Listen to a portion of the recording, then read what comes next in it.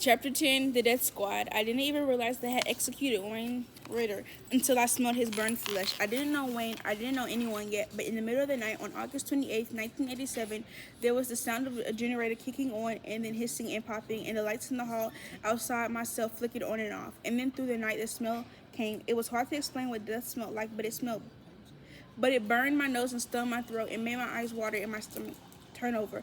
I spent the next day dry heaving, my stomach retching and twisting all up and down the road. You could hear men blowing their noses trying to get the smell away. There was no real ventilation or air circulation, so the smell of death, like a mixture of shit and rotten waste and vomit, all mixed up in a thick smoke of putrid air that you couldn't escape, seemed to settle. See, see,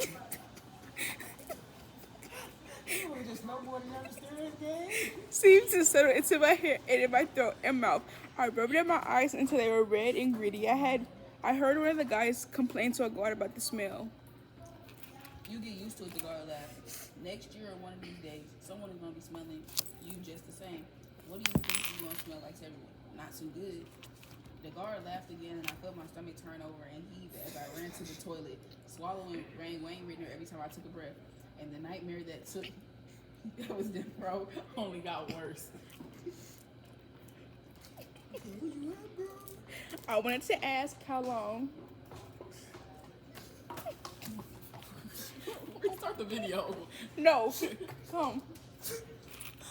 I wanted to ask how long he been there. Did they keep people every week, every month? I wanted to know if Ritter knew they were gonna kill him that day, but I still wasn't thinking to him. I didn't know what they would do for me. What they would do for me. I don't want this one. Could they come and kill me even though I was waiting on my appeal? If perhaps failed, what? If perhaps failed, would they come and take me right away, pull me from my cell in the middle of the night, strap me to the chair, and electrocute me until I lost my balance and my heart stopped, and the smell of my burning flesh and fresh organs drifted down and drifted down. Stop kicking my chair, Cassandra. Drifted down the road and to the reminder. Drifted up and down the road to remind me of what has to come. Oh, I couldn't stop my mind from racing and imagining what would it feel like to be sitting in a chair and the fear, like a ton of bricks, crushed my chest until I thought I would stop breathing. Everything in me was fighting to run, but there was nowhere to go. It was like I was having a dream where your mouth was open and you wanted to scream, but no sound came out, and you stand there, mouth open and helpless, a dangerous descent. I wondered if I could get a gun from the guard on my way to the shower and then shoot my way out. Would that be a better way to die than in a yellow chair with nothing but my smell to remember me by? I spent months thinking about Ritter. I wondered if he had cried or pleaded for his life. I wondered if he had been guilty or innocent. I had never thought about the death penalty too much before being on death row. It was never in my world as something to think about. At trial, McGregor had asked what I thought the appropriate sentence would be for someone who did what I was accused of doing, and I had said the death penalty would be appropriate. But was it? Who was I to say who was worthy of life or death? How could I or anyone know if someone was a guilty or innocent? What happened to Ritter seemed like murder to me, and how was it okay to murder someone for murdering someone? I heard some guys say that after an execution, the cause of death listed on the death certificates was homicide. I didn't know if this was true or not.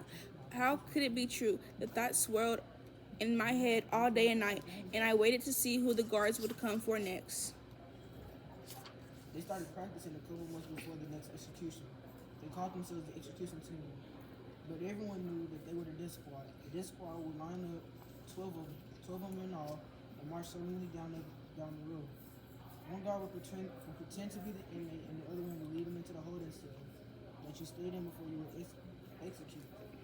The death chamber was only about 30 feet or so from my cell. I was upstairs, or 8U as they called it. We stood up to the 8th side. There was a guy a little younger than I was in my cell below. I had never talked to him, but I knew his name. Michael Leslie. And I knew that he was next to be executed. In the month leading up to his execution, he cried every day. He cried on the yard. I never had heard anyone cry like that before. I remained silent. He cried as the death squad practiced marching in front of his cell and cried when they went to the death chambers to turn on the generator to test out Yellow Mama. He cried as the lights flickered. He cried at night when the lights went out. The guards practiced their ritual for killing him, and then they would ask how he was doing and did he need anything, as if they weren't rehearsing for his murder.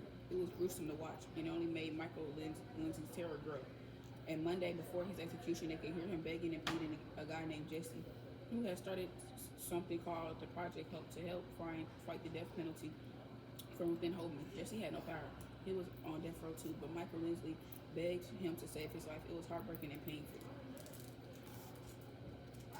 In the days leading up to your execution, you are allowed to have visitors all day, each day. You are allowed to hug them and hold their hands, things you weren't allowed to do on a regular visit. In nearly 8 years on death row, Michael Lindsay never had a visitor. He was 28 years old when the death squad came for him in May of 1989. He had been convicted of murdering a woman and stealing her Christmas presents. I thought about him crying and begging someone to save his life in those last days. It would have felt like for him to know there was nobody to save him, and the guards who were suddenly being so nice to him were going to be the same people who strapped him to the electric chair, shaved his head, and put a black bag over his face so nobody who was there to enjoy his execution could actually see the horror in his eyes. He was only 5 years younger than I was. He was healthy. A jury had recommended life in prison, but his judge had overruled that jury recommendation and sentenced him to death. Judges could do that in Alabama. Lindsay had been on death row for almost 8 years. It was hard not to do the math. Every inmate did the math when someone was executed, comparing how long the person had been there compared to how long you had been there. I learned that they gave you an execution date around a month before you executed. A month to feel terror, a month to beg, a month to plead for your life. I didn't want to know. I didn't want to spend my last month on this earth crying and begging for my life. I didn't want to count down to my death. It was hard not to know when the death squad would come for you, but I think it was even harder for the guys who knew. Come on. Michael Lindsay had no words. On Thursday night, when they took him to the death chambers, I could hear him crying. We all could. He had no visitors the days and hours before his death. He was completely alone. Shortly before midnight, when he was being strapped to the chair, we began to make some noises up and down the road. Men banging on the bars and the doors in his cell. I heard some men yelling murderers to the guards. We made a noise like we never heard before. Some men screamed, other men called out Michael's name. Others roared and growled like feral animals. I made a fist and slammed it against the door of my cell, as long as the ladders as I could until my hand was red and raw. And the noises was intense. You could hear his guys yelling from general population as well. I didn't know Michael Lindsay, but I wanted him to know he wasn't alone. I wanted to know that I saw him and I knew him and his life meant something, and so did his death. We yelled until the lights stopped flickering, and the generator that powered the electric chair was turned off. I banged on the bars until the smell of Michael Lindsay's death reached me, and then I got into my bunk and I put a blanket over my head and I wept. I cried for a man who had to die alone. I cried for whoever was next. I didn't want to see any more deaths. I didn't want to look at the guards tomorrow and wonder which of them had done what they done to Michael as they bought me food. I didn't want to live next to the death chambers, and I didn't, but there was nowhere to go. I would stay silent until I was set free. I started to think about what must have driven Lindsay to steal Christmas presents, and I thought about my own family. We didn't have many Christmas presents, but I never felt like I was missing anything. Christmas has always been about love and celebrating the birth of Christ and family and good food and laughter. As crowded as our home was, it was fun and freedom, and I wanted nothing more than to be a kid again, living in Croco and playing ball and roaming hills and woods like with Lester. I wanted open space. I wanted to smell fresh cut grass. I wanted to know that somewhere, somehow, there was a place where sun shined and death didn't come for you at midnight and put a bag over your head. I closed my eyes and tried to sleep, but all I heard was Michael Lindsay begging for anybody to save him. A few weeks after Lindsay was killed, another inmate, Duncans, was given an execution date. I listened to the talk in the room. Duncans was 28. Everyone knew it. He was a bit slow, but nobody thought he would be put to death. Alabama was making up for lost time because another guy had got executed. Because another guy had got an execution date. Duncans was going to be on July of '89, and Richardson in August. It seemed like they were planning to execute one man per month, and the road was tense and quiet. Right after Lindsay was killed, he had started up, and it seemed to get worse every day. No air circulation on the road, so it felt like sitting in the sun all day and night. My fingers were wet and puckered like they were sitting in the water too long. That's how humid it was. I wanted to swim in the cool water, I was just imagining sitting in the cool stream when a guard came to my cell and opened the phone and opened the door talking about this. I don't know what 468. I just looked at him. 468. You got mail. I didn't respond. I wasn't a number, and I wasn't going to speak to him. Still not speaking. You not dumb. I saw you last visit, talking and carrying on with your people. I just looked down. You want this mail? It's a legal matter. Letter. He said. You want it? You'd better say so. I looked at the envelope in his hand. I could see law officer Sheldon Pershing stamped on it. It could be the answer I've been waiting from the Alabama Supreme Court. My freedom. I could feel the hope rise up in me. Maybe they had caught the guy who did it, or maybe they were going to give me a new trial, or a better expert, or maybe they had found out I could have been in two places at once, or maybe Reggie admitted to lying. I could feel the hope well up in me. I felt well up in me as Vegas surprised me. I smiled at the guard. I didn't mean to, but it happened. Well, it's something. At least you're not scowling at the ground. You got to learn to cooperate around here, and things will go easier. He said, "You best get going. You best get a better attitude if you want more privileges." I didn't want more privileges. I wanted out. I wanted to get away from people who fed you one day and killed you the next. I had to get away from the smell of death and the heat of being in a small box 23 hours a day. I was going to go crazy if I didn't get out of here. I took a deep breath and held out my hand. He and I both knew he had to give me his legal name. He wasn't allowed to read it first either. Here you go. He handed me the letter and take a shower the night you speak. I kept my hand out until he went back out and closed my door. He could have had just slid me the mail through the slot. He wanted to miss me. I sat down on the edge of the bed and held up the letter in front of my face. My hands were shaking.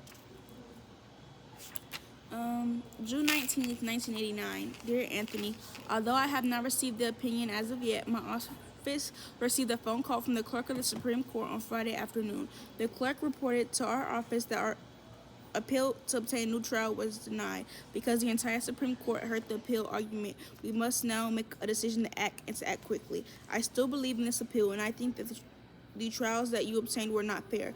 There remains another appeal that you could take. We can petition to the U.S. Supreme Court for review. Rule 20 of the Supreme Court rules require that a petition for writing of certiorari to review the judgment of the Alabama Supreme Court be filed within 60 days after the entry of judgment. I may be able to obtain an extension for an additional 30 days for good cause.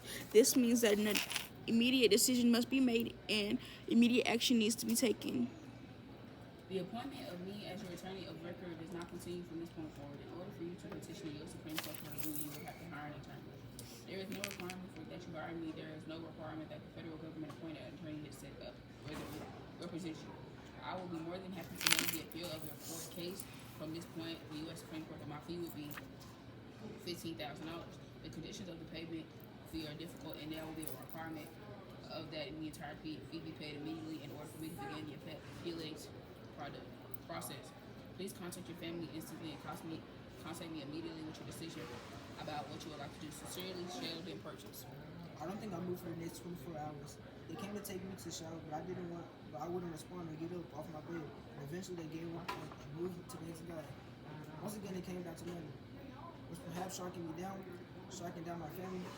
Hell, I was put on death row for supposedly killing someone. I could steal some money. What do you think I would get $15,000 higher? I called his office and spoke to his secretary. Can't your mom mortgage her house? She asked. That's what he was thinking would happen. Tell him thanks for everything I said. That's it then? She asked. That's it. If you want to go without money, then we're done. I don't have money. My family don't have money. I'm not going to let my mom mortgage her house. I heard her sigh and say she would give. I heard her sigh and said she would give Purchase the message and that he'd get a message to the prison to come and see me or to talk about it. I knew he wouldn't see me. My mom and Lester came at the end of the week to visit. I pulled Lester aside so we could talk for a minute away from our moms. Listen, I said, listen quick. Perhaps it's done. My appellate is done. No matter what Perhaps says, if he calls you, don't let him get to my mother. He wants her to mortgage her house, and that's just him still trying to shake us down for money. It's over. Lester shook his head. It can't be over. There's got to be something. Listen, I interrupted him. When they give me a date, that's it. I don't want you watching or anyone watching me die. You bring them for a visit, and then you take them to a hotel nearby to spend the night. I could see Lester shaking his head, but there wasn't much time to talk privately, and he needed to hear this. When I'm gone, it will be a little after midnight, but don't wake her up. Wait until morning, then tell her he's gone and he said he loves you. Lester put his hands up over his face. I can't tell her that you're gone. I can't. You're gonna have to, and I'm sorry about that. I am. I took a deep breath. You remind her of what she's always said. There's a time to live and a time to die. You remind her. You keep saying it to her. You tell her that I love her and that I wasn't scared and that all of us is going to have to leave this world at some point, and it was just my time. You tell her that when her time comes, I'm going to have some of her favorite food waiting, and I'll have a nice place for her to stay, and I'll be waiting. Lester was crying and wiping out his own eyes. You're gonna have to bring her. What? You're gonna have to bring her own words back to on her over and over again. That's the only thing that will help you. You understand? You have to tell her what you feel. You tell her God making mistakes. Everything happens for a reason. You play back to her over and over, no matter how she been crying and carrying on. Tell her God can't come and God what was his, and there's no time to live and a time to die. That's what she taught me, and that's what she's got to remember. Why do I have to do it? Can't your sisters or one of your brothers? Lester's face had so much pain that I had never seen it before. My heart was broken, but I was the cause. You're my my brother, Lester. You're my best and closest family. Do you see anyone else here on visiting today? Do you see my little my? Do you see a line of sisters and brothers waiting to see me? You're the only one to do it for me, and she will listen to me. She'll need you more than ever. Promise me you'll look after her. Promise me you'll comfort her. It's gonna break her heart, but you have to tell her God needed me and brought me home. Tell her that we all have a seat. Tell her that we all have a season of living and dying. Tell her that. Tell her it was just my time and you had to die. Keep going. Tell her it was just my time, and tell her that I died with joy in my heart, and I wasn't afraid. Tell her I had God by my side. I grabbed Lester's arm. You lied to her, Lester. You lied to her until she's at peace. You understand? I'm not gonna let them kill you. Just promise me we're going to find a way to get you out of here. I'm going to find someone else to help you. Someone beside, perhaps. You just keep him from Mama's house, you understand? Lester nodded, but he had a stubborn look about him that I recognized from when we were kids. There's a time for living and a time for dying, I said. It's true. And it ain't true today. It's true today, Lester. It's always a place true in this place. They killed Horace Dunkins on July 14th. I banged against the bars and the lights flickered, and then we stopped. And then 10 minutes later, the generator went back on and the lights flickered again. Human error, they called it. He had to be electrocuted twice over 19 minutes because the guards hooked up the cables wrong. Herbert Richardson was executed a month later. He was a Vietnam veteran, a man who had served our country, and now our country saw fit to end his life. He asked to be blindfolded before he was brought in so he couldn't see the death chamber or the people watching him or anything. We banged on the bars for Dunkins and for Richardson just so they both knew they weren't alone. I found out after the execution that Richardson wasn't alone. A young man named Brian Stevenson had sat with him all day and stayed with him throughout the end. Through the end.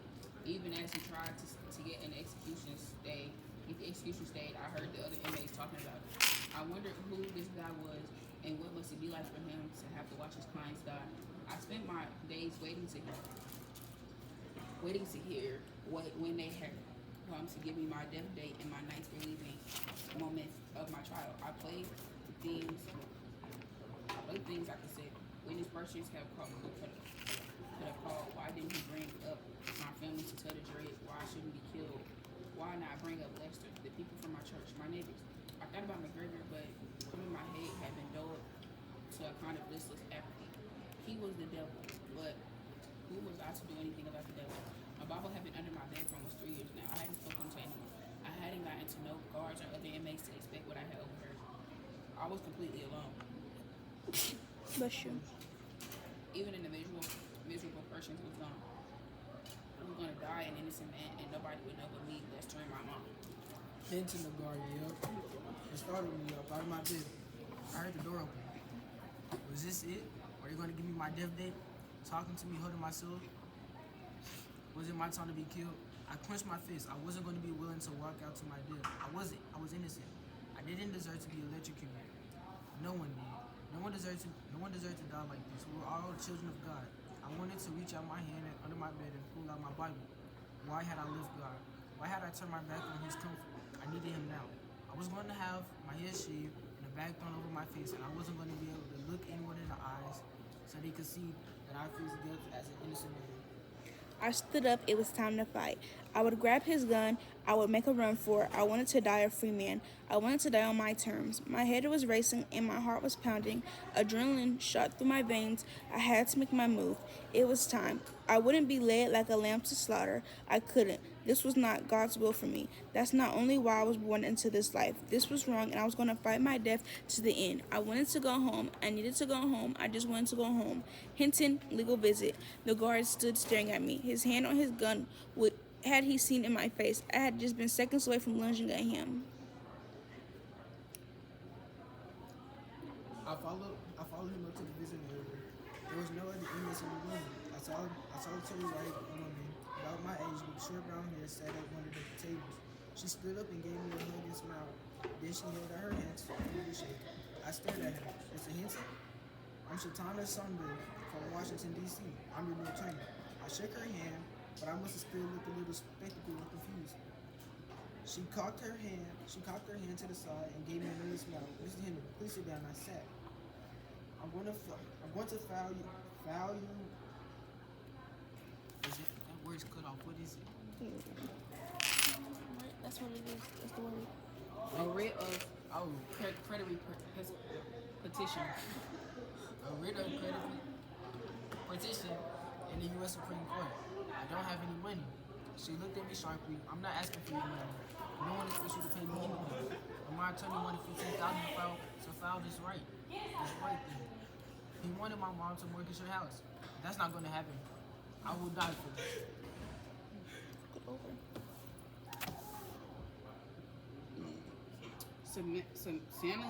Santa Ana, inhale and exhale loudly. Okay, let's take one step at a time. There is no money involved. I will file this petition, and honestly, it's not likely that the U.S. Supreme Court is going to do anything. They typically don't. The Corderati petition is basically asking the Supreme Court to review the lower court's ruling. They don't grant a review that all that often, but the actual petition is asking them to review it. It's not a big deal to prepare. We're going to handle this in the time frame needed. Then we're going to investigate what is due. It's called the Rule 32 petition. Back in the Circuit Court in Jefferson County. I kept staring at her. I didn't understand much of what she was saying, but she was here. She was going to investigate. She was going to file some new stuff. I wanted you to know I didn't kill anyone. I hope she believed me. I believe you. She took a deep breath. In my transcripts, you'll see that perhaps got a phone call from someone who claimed he was the real killer. My mom got a call too. You have to find a way to trace that number. Nobody found him. He gave a fake name. We need to find him. You need to find him. Samantha nodded like she knew all about it. We're going to investigate everything, but first I'm going to ask you a lot of questions about your life, your family, and what it was like growing up. The trial, your relationships, everything that matters. I'm going to review the trial transcript and Percap's records. I'm going to look at all the evidence, and we're going to see what we can do, okay? I want you to stay strong. Are you doing okay here? Can they put me to my death while you are investigating on the bill? I held my breath. No, Mr. Hinton. They cannot put you to death while your case is in the court. I put my head back down on the table and took a few breaths while I lifted my head back up. I knew I had tears in my eyes, but Santa Ana didn't say anything about it. I'm going to need your help. We're going to have to work together about this. Do I have your permission to represent you? She was staring at me intently. Mr. Hinton, are you going to be okay? I smiled at her. Yes, you have my permission, but call me Ray. Okay, Ray, let's get to work. One more thing I asked. How did you become my attorney? Did Lester call you? She shook my head. She shook her head. I'm sorry, I don't know who Lester is. How are you here? How do you know about me? Santa Ana Stomberg, you know what I'm saying. Smiled at me. Brian Stevenson said he knows about me.